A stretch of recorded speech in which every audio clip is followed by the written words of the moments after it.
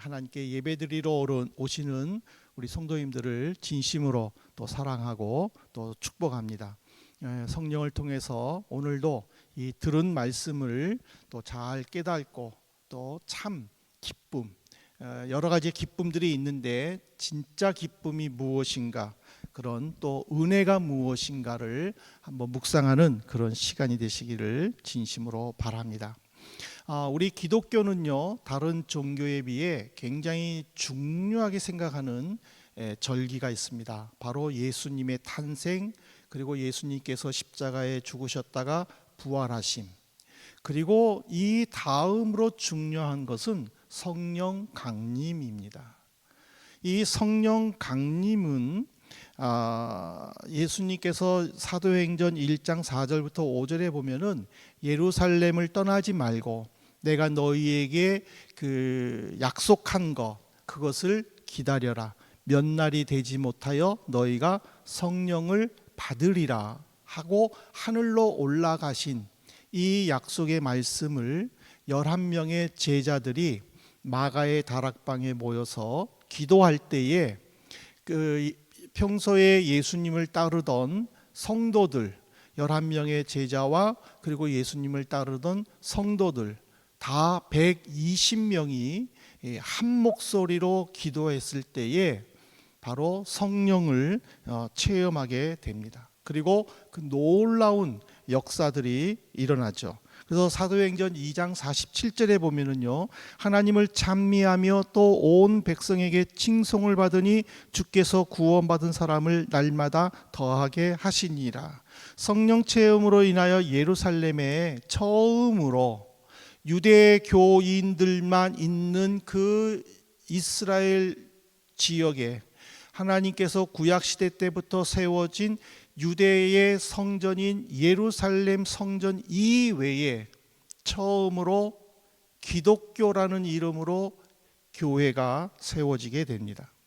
그래서 이 11제자들과 성도들은 유대교에서 강조하는 모세율법을 전하는 것이 아니라 너희들이 죽인 예수 그리스도가 메시아고 그 죽임을 당한 예수 그리스도가 3일 만에 다시 일어났다, 부활했다라고 외치기 시작한 거예요. 그러면서 그들에게 병자도 고쳐주고 벙어리도 고쳐주고, 그리고 또 예루살렘에서만, 이스라엘 안에서만 살던 사람들이 로마 말도 하고 구스 말도 하고 아람 말도 하고 세계 각국의 언어들을 하는 그런 기적들을 베풀 때에 예수님을 믿지 않는 사람들조차도 그 모습을 보고 두려워했다라고 기록되어 있어요. 그래서 오늘 47절에 보면 온 백성에게 칭송을 받으니 라는 것은 예수님을 믿지 않는 사람들에게까지 칭찬을 받는, 인정을 받는 놀라운 역사가 일어났다라는 사실이죠. 근데 무엇보다도 교회 안에서는요, 서로 자기 물건을 주장하지를 않았습니다. 이거 내 건데 너가 왜 써? 이런 말이 아니라 서로 필요하면 그 물건을 사용할 수가 있고, 그리고 또 좀 여유 있는 사람들은 가난한 사람들을 위해서 자기의 물건들을 팔고 헌금을 하고, 그래서 교회 안에서는 가난한 사람들이 될 수 있으면 없도록 서로가 서로를 베풀어주고 나눠주는, 서로 사랑하고 섬기는 모습들이 일어났다라는 거죠. 그러니까는 성령을 받은 베드로가 복음을 전할 때에 3,000명의 신도들이 예루살렘 교회로 나올 정도로 이 예루살렘 안에서는 놀라운 일이 일어났다는 거예요. 그래서 이것들을 불안한 마음으로 지켜보는 종교 지도자들, 즉 바리새인들, 그리고 또 제사장들, 이런 사람들이 베드로와 요한을 붙잡아 가지고 다시는 예수에 대해서 증언하지 말라고, 전파하지 말라고 협박할 때에 사도행전 4장 19절에 보면은 베드로가 이런 말을 해요. 하나님 앞에서 너희의 말을 듣는 것이 하나님의 말씀을 듣는 것보다 옳은가 판단하라. 예수님이 붙잡혔을 때 그들은요 도망갔어요. 그들은 숨었었어요. 그렇지만은 성령을 받고 나니까는 대제사장이 핍박을 하며 때리면서 협박하면서 예수 그리스도를 전하지 말라 명령을 해도 하나님 앞에서 우리가 너희 말 듣는 것이 옳은가 판단하라. 우리는 예수 그리스도를 증거하겠다 하고 당당하게 말할 정도로 그들의 심령이 변화되었다라는 거예요. 그러니까는 이 성령 강림은 바로 기독교 교회와 밀접한 관계가 있다라는 거예요. 성령을 통하여 변화된 사람들이 모인 것이 교회예요. 이 교회에는 물론 세상 사람들도 오지요. 그리고 또 이 교회 안에는 믿음이 있는 사람 또는 믿음이 없는 사람 여러 종류의 사람들이 오지만 기본적으로 이 교회는 바로 예수 그리스도를 믿기로 작정한 사람들이 오는 그런 믿음의 교회라는 사실이에요. 근데 우리가 어떻게 하면 성령을 체험할 수 있느냐라는 거예요. 어떻게 하면 성령은 받고 싶다고 해서 성령을 받을 수가 있는 것은 아니에요. 어떻게 하면 성령을 받을 수가 있느냐, 그거를 바로 이 요한복음 14장에서 잘 가르쳐주고 있어요. 그래서 우리가 이 요한복음 14장을 통해서 우리도 성령 강림주의를 맞이해서 성령이 무엇인가를 한번 고민해보는 시간이 되기를 바랍니다. 이 요한복음 14장은요 예수님께서 붙잡히시기 직전, 즉 유대 종교의 가장 중요한 유월절 만찬 때에 예수님이 행하신 설교 내용입니다. 예수님은 이미 오래전부터 제자들에게 여러 번 내가 죽을 것이다, 내가 예루살렘에 올라가면 대제사장들에게 핍박을 받고 죽을 것이다, 그렇지만 나는 3일 만에 다시 부활할 것이고 나는 갈릴리로 갈 것이다, 그때 너희들을 만나고 싶다 라고 얘기했지만 제자들은요 귀담아 듣지를 않았어요. 예수님이 죽는다니, 우리 선생님이 어떻게 죽어, 이러면서 귀담아 듣지 않았어요. 그런데 이 유월절 만찬 때에 예수님은 한 번 더 아주 구체적으로 얘기해요. 누가 나를 배반할 것이다, 그리고 너희들은 지금 여기에 있지만 내가 붙잡히면 어떻게 할 것이다. 그리고 특히 베드로에게는요, 베드로야 너는 닭 울기 전에 너는 나를 3번 부인할 것이다, 막 이렇게 구체적으로 이야기를 하니까는 제자들의 마음이 굉장히 불안했었어요. 그리고 근심했었어요. 그전에는 농담으로 여겼는데 농담이 아니네, 예수님이 정말 돌아가신다고, 죽으신다고, 그 말에 그들의 마음은 불안하고 근심으로 꽉 찬 거예요. 그래서 요한복음 14장 1절 시작을 예수님은 무엇이라고 말씀하셨냐면, 너희는 그 마음에 근심하지 말라, 하나님을 믿으니 또 나를 믿어라. 예수 선생님이 죽으신다는 말에 근심했었을 때에 하나님을 믿는다면 나를 믿어라. 왜냐하면 유대인들은 12살 되기 전까지 부모님을 통하여 율법 교육을 받죠. 12살부터는 율법 학교에 가서 공부를 하죠. 그들의 어린 삶부터 시작해가지고 유대인들은 계속 모세 율법을 통하여 하나님에 대해서 배우는 거예요. 그러니까 그들은 어렸을 때부터 하나님에 대하여 이야기를 듣고 자랐기 때문에 하나님에 대해서는요 확실한 확신을 가지고 있는 거예요. 그렇기 때문에 예수님은 제자들에게, 그 유대적인 배경을 가진 제자들에게, 너희들이 정말 하나님을 믿는다면 내가 너희들 눈에 보이지 않는다 하더라도 하나님을 믿듯이 나를 믿어라 라고 이야기를 하는 거예요. 그러면서 이유가 뭐냐면, 내가 너희들을 떠나는 것이 정말 너희에게는 유익하다. 왜냐하면 나는 하늘에 가서 너희들이 거할 집을 마련할 것이다. 내가 너희들이 마련할 집이 다 준비가 되면 다시 너희들에게 돌아올 것이다. 예수님이 재림하실 것이다 라는 것을 가르쳐 주는 거예요. 여기서의 너희라는 것은 바로 예수님께서 세우신 11명의 제자를 말하기도 하지만은 그 제자들의 복음으로 인하여 누구든지 예수님을 믿는 자들, 그 믿는 자들을 위하여 예수님은 하늘에 내 이름으로 집을 가지고 만들어 주신다라는 거예요. 여러분, 이 땅에 여러분들의 이름으로 된 집이 있습니까? 감사하세요. 근데 없습니까? 걱정하지 마세요. 하늘에는 여러분들의 이름, 강희수의 이름이 있는 거예요. 얼마나 멋져요. 예. 금잔디에, 여기는 금잔디가 없잖아요. 금잔디에, 2층 집에, 양옥집에, 얼마나 좋아요. 예. 그런 집들을 하나님은 다 개인들에게 다 마련해 주시는 거예요. 환영이 형제를 위해서도 헌영이 형제를 위해서도 다 집을 마련해 주시는 거예요. 그리고 그 집이 완성되면 다시 오시는 거예요. 그리고는 예수님이 이렇게 말하는 거예요. 서영아, 나랑 같이 가자. 그거를 믿는 것이 바로 성령을 받아들이는 거예요. 근데 성령을 받지 못하고 성령이 누구인지 모르는 사람들은요, 상호야 가자 그러면은요, 모르니까, 거기가 좋은지를 모르니까 나는 여기가 좋은 거예요. 나는 여기가 좋은데 왜 가? 싫어요 하고 거부하게 되는 거예요. 그렇게 되면 결국에 하늘에는 내 집이 없다라는 거예요. 그래서 예수님께서는 제자들에게 하나님을 믿으면 나를 믿어라 하고 그렇게 간절하게 부탁한다는 사실이에요.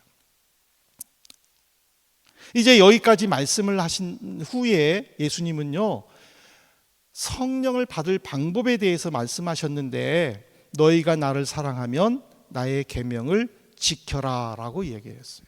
나의 계명을 지켜라. 근데 이제 이 주석학자들은요, 내 계명을 지켜라 라는 이 주제가 14절에 기도하라 라는 거하고 연결되었다라고 해석을 하고 있어요. 그러니까 이게 무슨 말이냐면, 내 계명을 지켜라 하는 거하고 기도하라 하는 거하고는 똑같다라는 거예요. 계명을 지키면서 기도라는 이 관계를 통해서 어떤 결론이 도달해요? 기도 응답이라는 결론에 도달한다는 거예요. 예수님을 사랑한다고 말을 하면서 예수님께서 요구하신 서로 사랑하라는 이 계명을 지키지 않는다면은 그거는요, 진실한 고백이 아닌 거예요. 여러분들의 교제하는 사람이 있어요? 좋아한다고 맨날 생각한다고 하면서도 만나자고 하면은 시간이 없어서 다음에 만나면 어떨까? 그런다면은요, 그건 좋아한 거 아니잖아요. 그렇잖아요. 좋아한다면은 만나자 할 때는요, 만사를 제치고 가서 만나야죠. 너무 많이 만나니까는 야, 우리 내일 만나지 말자 하고 헤어졌는데 그 다음 날에 기다리는 것이 그건 좋아하는 거예요. 그렇잖아요. 저는 제 아내랑 연애할 때는요, 하도 만나니까는 일주일에 7번 만나니까는요, 한 번은 헤어질 때 우린 내일 만나지 맙시다 하고 헤어졌어요. 근데 저는 보고 싶으니까 제 아내 직장 학교 정문 앞에 서 있었어요. 그러니까 깜짝 놀랐잖아요. 만나지 말자고 했는데 오니까. 이게 좋아하는 거잖아요. 그리고 그거를 본 그분은 또 배시시 웃는 거예요. 왜? 좋아하니까.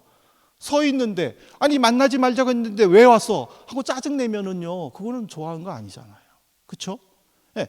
이렇게 좋아한다고 고백을 하면 좋아하는 삶의 모습을 보여줘야 되는 거예요. 우리가 하나님을 사랑합니다. 예수님을 사랑합니다. 어떻게 보여줘요? 하나님의 말씀을 지키는 거예요. 서로 사랑하라, 기도하라, 전도하라, 말씀을 묵상하라. 그런 하나님께서 요구하시는 계명들을 우리가 지켜야 된다는 거예요. 그 지키면서 기도할 때에 그 기도가 응답된다는 거예요. 여러분들, 우리가 대표 기도할 때마다 아니면 여러분이 개별적으로 기도할 때마다 꼭 기도 끝에 뭐 해요? 예수님의 이름으로 기도합니다. 아멘. 이거를 안 하면 기도가 끝난 것이 아닌 것 같아가지고 주술적으로 예수님의 이름으로 기도합니다. 아멘이라는 말을 사용한다라고 오해하지 마세요. 예수님의 이름으로 기도합니다라는 이 말은 주님, 내가 주님의 명령에 순종하여 계명을 지킵니다. 그리고 그 계명을 지키며 기도합니다. 이제 예수님께서 계명을 지키고 기도하는 나에게, 나를 위하여, 나를 통하여 응답해 주십시오 하는 것이 예수님의 이름으로 기도합니다 라는 의미예요.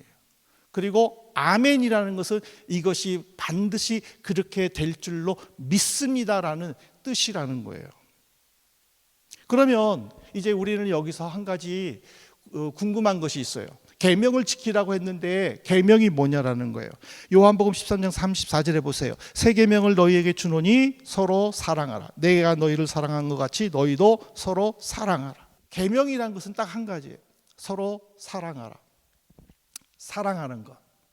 이 사랑하는 것이 바로 예수님께서 우리에게 요구하신 거예요. 근데 이것은요, 구약성경 레위기 19장 18절에 이미 기록되어 있어요. 하나님께서 모세를 통하여서 너희는 이웃끼리 서로 사랑하라라고 기록되어 있어요. 근데 예수님은 왜 이것을 새 계명이라고 얘기하셨을까?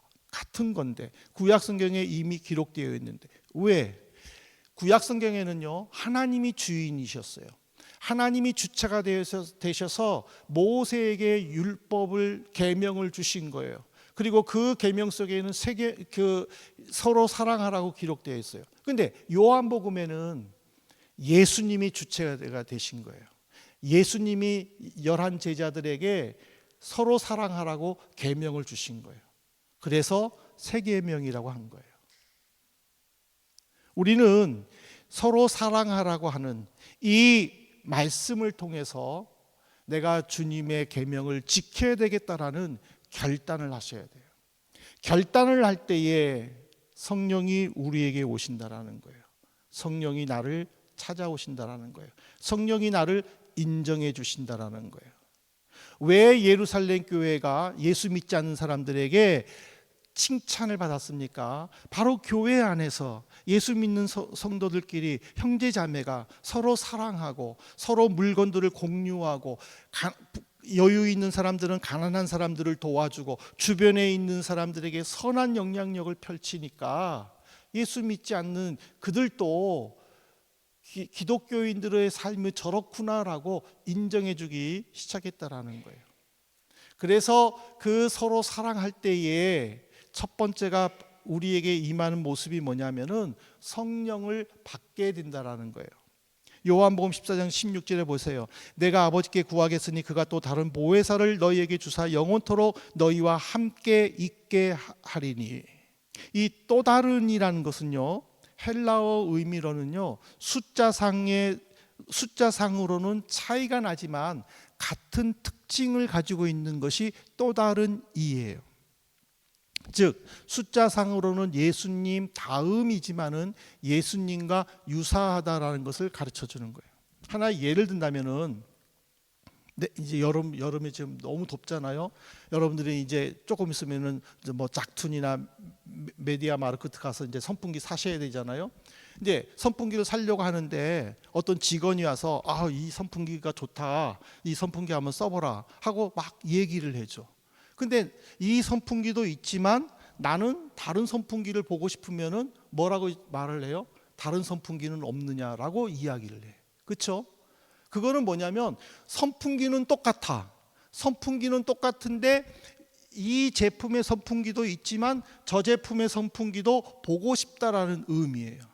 또 다른 보혜사라는 것은 뭐냐면 예수님이 우리와 함께 하시지만은 우리가 눈에 보이는 예수님은 대제사장들의 시기와 질투로 말미암아 빌라도 총독에게 예수님을 고발함으로 예수님은 이제 로마 형법에 의해 십자가 처형으로 죽으실 위기에 처했지만은 그 죽으실 때에 제자들을 버리지 않는다라는 거예요. 성도들을 버리지 않는다라는 거예요. 또 다른 보혜사를 주신다라는 거예요. 그 또 다른 보혜사라는 것은 뭐냐면 예수님과 같은 성품을 가진, 같은 능력을 가진 다른 사람, 보혜사. 그 보혜사가 문자적으로는 돕는 분이에요. 예수님은 우리를 가르치는 분이지만은 이제는 예수님은 우리를 더 이상 가르치지 않고 보혜사를 통하여 우리를 도와주시고 예수님께서 하신 말씀들을 깨닫게 해주신다라는 거예요. 그래서 이 시대에는 우리가 성령을 통하여 이 예수님이 하신 말씀인 이 성경을 깨닫게 되는 거고, 깨달음 속에서 예수 그리스도를 조금씩 알아가게 되는 거예요. 그래서 교회가 무엇인지, 하나님이 누구신지, 예수 그리스도가 누구신지, 교회 봉사가 무엇인지, 장로가 누군지, 집사가 무엇인지, 권사가 무엇인지 그것들을 배워가는 것이, 그래서 성령은 우리를 도와주시는 분이라는 것이죠. 그러므로 우리는요, 서로 사랑해야 되고 또 무엇보다도 예수님을 사랑해야 돼요. 예수님을 15절에 보면은요, 성령을 받는 거는요, 나 사랑하면이라고 되어 있어요. 나를 사랑하면 먼저 조건이 붙어요. 나를 사랑해야 돼요. 예수님을 사랑해야 다른 사람을 사랑할 수 있는 거예요. 그래서 나를 사랑하라고 그랬어요. 그런데 21절에서 보면요, 나를 사랑하는 자는 내 아버지께 사랑을 받고 나도 그를 사랑할 것이다 라고 그런 거예요. 즉 나는 예수님을 사랑했지만 예수님을 사랑하는 나를 보시는 하나님은 그 예수님을 사랑하는 그를 사랑하신다라는 거예요. 그리고 그의 기도를 응답해 주시고 성령을 통하여 그를 보호하시고 그의 필요를 채워주신다라는 거예요. 그래서 우리는 성령을요, 성령이라는 말만 하지 않아요. 17절에 보면은 진리의 영이라고 그랬잖아요. 그런데 15장 26절에 보면 진리의 성령이란 말까지 했어요. 그러니까는 이 성령은 우리에게 여러 가지의 다양한 모습으로 우리를 찾아오고 우리와 함께 해 주신다라는 거예요. 우리는 이 성령 강림절을 맞이해서 내가 정말 성령과 함께하고 있는지, 내가 내 믿음 안에서 믿음으로 더 강력한 어떤 성도로서의 모습을 보이고 싶은 그 목표가 있는지 우리는 그거를 먼저 생각해 봐야 돼요. 그래서 내 마음에 아직 성령이 없다 그런 생각이 든다면 무엇보다도 예수님을 사랑하면서 성령이 나와 함께하고 나를 인도하고 내 필요를 채워주고 나를 도와줄 수 있도록 우리가 간절히 기도해야 됩니다. 그래서 우리 성도님들이 이 성령 강림절을 맞이해서 나를 도우시는 성령, 나와 함께 하시기를 원하는 성령, 나에게 예수님의 말씀을 가르쳐 주기를 기다리는 성령, 그 성령을 한번 찾아보시기를 간곡히 부탁을 드립니다. 마지막으로 그러면 이제 보혜사가 뭐냐? 성령이 우리를 도와준다고 그랬잖아요.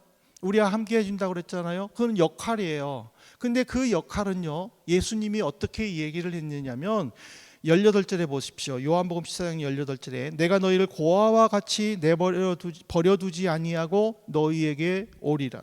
너희와 함께 있도록 하겠다라는 거예요. 고아의 의미가 뭐죠?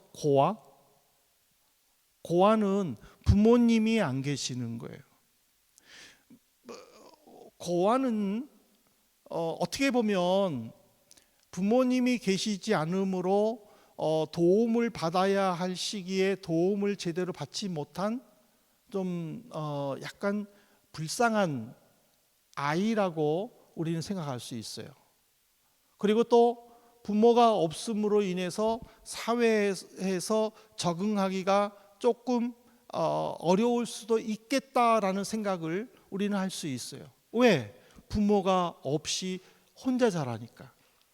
근데 부모가 있는 아이, 그 부모가 있는 아이는 왠지 이 아이는 부모님이 모든 것들을 다 도와주실 수 있겠구나라고 생각을 하는 거예요.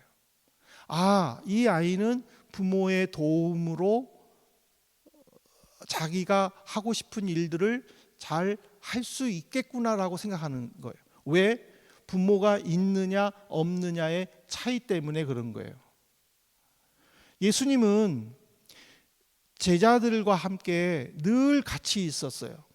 그렇기 때문에 제자들은요, 대제사장들이, 서기관들이, 바리새인들이, 사두개인들이 예수님을 핍박을 하고 자기들을 핍박을 하고 조롱을 해도요, 그들은 전혀 두렵지가 않았어요. 왜냐하면 예수님이 함께 있었기 때문에, 예수님이 다 막아주셨기 때문에, 예수님이 그들을 책망하셨고, 예수님이 그들을 저주하셨고, 또 예수님이 또 기적을 베풀으셨을 때는요, 그들은요 자존감이 굉장히 높았어요. 왜냐하면 예수님이 다 해주셨으니까. 근데 그들이 그렇게 믿고 의지했던 예수님이 붙잡히셨을 때에 그들은요 제일 먼저 한 일이 뭐였어요? 겟세마네 동산에서 도망갔어요. 그리고 다락방에 숨어가지고 문을 잠그고 밖으로 나가지 않았어요. 왜? 예수님이 없으니까 두려운 거예요. 이제 누가 나를 보호해 주지? 이제 누가 대신 나를 위해 싸워주지? 거기에 대한 두려움이 앞섰던 거예요. 이것이 부모와 고아의 차이예요. 그래서 그것을 알 예수님은 제자들에게 먼저 약속한 거예요. 나는 너희를 고아와 같이 버려두지 않을 것이다. 보혜사를 통해 함께할 것이다. 근데 보혜사는요 우리와 함께 있기만 하는 게 아니에요. 요한복음 14장 26절에 보세요. 보혜사 곧 아버지께서 내 이름으로 보내실 성령, 그가 너희에게 모든 것을 가르치고 내가 너희에게 말한 모든 것을 생각나게 하리라. 보혜사는 우리에게 생각나게 해주시는 거예요. 지금은 예수님 시대처럼 눈으로 보고 야 너 이렇게 해, 이렇게 하면 좋아, 이렇게 할수록 괜찮아져, 안 해주잖아요. 이제는 깨달아야 되는 거예요. 무엇을 통해서? 바로 이 말씀을 통해서 깨달아야 되는 거예요. 근데 이 말씀을 우리가 깨달을 수 있어요? 모르잖아요. 읽어도 그 말씀이 그 말씀인 것 같고, 요즘에 우리가 열왕기상을 지금 큐티하고 있는데 열왕기상은 맨날 그 왕이 그 왕인 것 같고, 아합이 도대체 뭔지, 이세벨은 또 왜 어디서 톡 튀어나왔는지 아무도 모르잖아요. 바로 그런 것들을 우리에게 생각나게 해주는 거예요. 바로 그것이 보혜사가 우리에게 해주는 일이라는 거예요. 왜냐하면 그 일을 통해서 복음을 전해야 되니까. 왜냐하면 그 일을 통해서 예수 믿는 사람이다라는 것을 내가 나타내야 되니까. 왜냐하면 내 모습을 통해서 주변 사람들이 예수 그리스도를 발견해야 되기 때문에. 그러므로 우리는 이 진리의 영이신 그 보혜사요 또는 성령이라고 하는 그 성령님을 통해서 우리는 말씀의 깊이와 넓이를 제대로 깨달아야 돼요. 그리고 그거를 통하여 성령을 체험해야 돼요. 성도다운 삶을 나타내어 예수 그리스도의 이름을 널리 나타내야 되는 거예요. 그래서 성도들이 한 사람 한 사람의 그 선한 영향력을 통해서 이 세상을요 더 살기 좋도록 만들어야 돼요. 제가 6월 첫째 주일 설교를 지금 고민 중에 있는데, 6월 달은 지금 우리나라는 그 6.25 전쟁과 그리고 또 나라를 위해 죽은 이들을 기념하는 또 현충일도 있고, 그래서 한국 교회에서는 그 보훈의 날 또는 그 나라를 생각하는 달로 정해서 제가 말씀을 준비를 하려고 고민하고 있는데, 성도 한 사람 한 사람이 나는 기독교인이고 하나님 나라를 섬기는 자지만은요, 이 세상에 사는 동안에는요 내 나라 내 조국을 위해서 무엇을 할 것인가를 고민해 봐야 되는 거예요. 그래서 그런 고민 속에서 기독교인으로서의 선한 영향력이 나타나야 되는 거예요. 그럴 때에 하나님의 나라가, 하나님의 공의와 정의가 이 땅에 펼쳐질 수 있다는 거예요. 그거를 무엇을 통해 할 수 있느냐? 바로 성령을 통해서 할 수 있다라는 사실이에요. 이제 말씀을 마치겠습니다. 사랑하는 성도 여러분, 우리 성도들의 신앙에서 예수님의 탄생, 그리고 예수님이 십자가 위에서의 죽음과 부활, 이것을 반드시 믿어야 돼요. 꼭 믿어야 돼요. 근데 이 믿음처럼 또 중요한 것은요, 성령의 능력을 사모해서 권능과 기적을 체험해야 돼요. 여러분들이 기도했을 때의 그 기도 응답, 그 체험, 확실함을 여러분들이 느끼셔야 돼요. 가지셔야 돼요.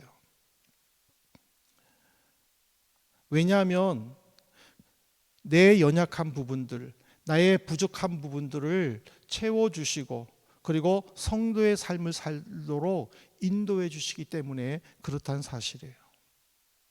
이제 저는 말씀을 마치면서 여러분들에게 질문을 해봅니다. 여러분들은 예수님을 믿듯이 성령님을 믿습니까? 성령님을 믿으셔야 됩니다. 그리고 그 성령이 내 안에서 역사하도록 사모해야 됩니다. 성령의 역사는요, 병든 자를 고친다고 그랬습니다. 그리고 죽은 자를 살린다고 했습니다. 그리고 죄를 안 지으면은 하루도 못 사는 그런 악한 자들이 변하여 선한 사람이 된다고 했습니다. 내 부족한 능력들이 성령을 통하여 충족되어 어떤 일들이든지 자신감을 가지고 할 수 있도록 해준다고 했습니다. 소극적인 자세를 적극적인 자세로 바꿔준다고 그랬습니다. 불안하고 그리고 또 신경 안정제를 먹어야만 마음의 평안을 얻는 사람들이 성령을 받으면 그 성령을 통하여 마음의 평안함을 누리고 더 이상 약에 의존하지 않는다라고 이야기를 했습니다. 왜냐하면 예수님은 사랑하는 자들을 위해 고아처럼 버려두지 않는다고 약속해 주셨기 때문입니다. 우리는요, 내 힘으로 하려면은요, 두려움이 먼저 앞서요. 그리고 또 떨릴 수도 있어요. 그래서 그동안 준비했던 것들을 한 번의 실수로 허무하게 그 기회를 날려버릴 수도 있어요. 그렇지만 성령의 능력을 의지한다면요, 담대할 수 있어요. 그리고 무슨 일이든지 감당할 수 있고, 그 감당하는 것을 통하여 하나님의 영광을 나타낼 수 있는 거예요. 그래서 우리는 내 힘이나 내 지혜나 어떤 내 추진력으로 어떤 일을 진행하기보다는 성령의 보호, 그리고 성령의 인도를 통해 어떤 일이든지 적극적으로 임할 수 있도록, 그리고 그 일을 통해서 살아계신 예수 그리스도를 선포할 수 있도록 우리가 겸손한 마음으로 성령을 맞아들여야 될 줄로 믿습니다. 우리 이 시간에 마지막으로 성경 구절을 한번 같이 읽고 마치도록 하겠습니다. 요한복음 16장 33절입니다. 우리 함께 큰 소리로 같이 읽겠습니다. 이것을 너희에게 이르는 것은 너희로 내 안에서 평안을 누리게 하려 함이라. 세상에서는 너희가 환난을 당하나 담대하라. 내가 세상을 이겼노라. 아멘. 평안을 누리게 하려 함이라. 여러분들이 어떤 상황 속에 있다 하더라도 마음의 평안을 누리시기 바랍니다. 시험 준비하시는 분들 마음의 평안을 누리시기 바랍니다. 마음에 고통이 있는 자들, 마음에 간절한 소원들이 있으신 분들, 바로 세상을 이겼다라는 이 그리스도의 말씀으로 여러분들이 담대하시기를 주님의 이름으로 축복합니다.